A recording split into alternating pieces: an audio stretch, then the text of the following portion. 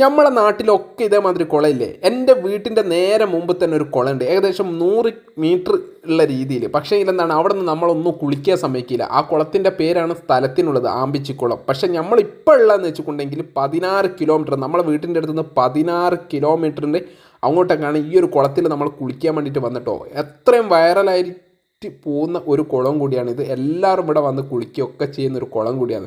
ഇവിടെ ഞാൻ വരുന്ന സമയത്ത് ഈ 3 കുട്ടികൾ മാത്രമേ ഉള്ളൂ. അങ്ങനെ നമ്മളൊരു വീഡിയോ എടുത്ത് വീഡിയോ ഇഷ്ടമായിട്ട് നിങ്ങൾ ഫോളോ ചെയ്യാൻ മറക്കരുത്. പിന്നെ ഒരു കാര്യം പ്രത്യേകിച്ച് പറയുന്നുണ്ട്, നിങ്ങളുടെ നാട്ടിൽ ഇതേമാതിരിയുള്ള കുളം ഉണ്ടെങ്കിൽ നിങ്ങൾ എന്താക്കണം, കമൻറ്റ് അടിക്കണമെന്ന് കറക്റ്റായിട്ട് പറയുന്നുണ്ട്. നമുക്ക് വന്ന് വീഡിയോ ഒക്കെ എടുക്കാൻ വേണ്ടിയിട്ടാണ്. പിന്നെ ഒരു കാര്യം എന്ന് വെച്ചിട്ടുണ്ടെങ്കിൽ, ഇത്രയും അടിപൊളിയുള്ള കുളത്തുനിന്ന് കുളിച്ചിട്ട് നമ്മൾ ഇറങ്ങാൻ നേരത്തുണ്ട് ഇവിടെ അത്ര ആൾക്കാർ, പെണ്ണുങ്ങളായിക്കോട്ടെ ആണുങ്ങളായിക്കോട്ടെ എല്ലാവരും ഒരുമിച്ച് കുളിക്കുന്ന ഒരു സ്ഥലവും കൂടിയാണിത്.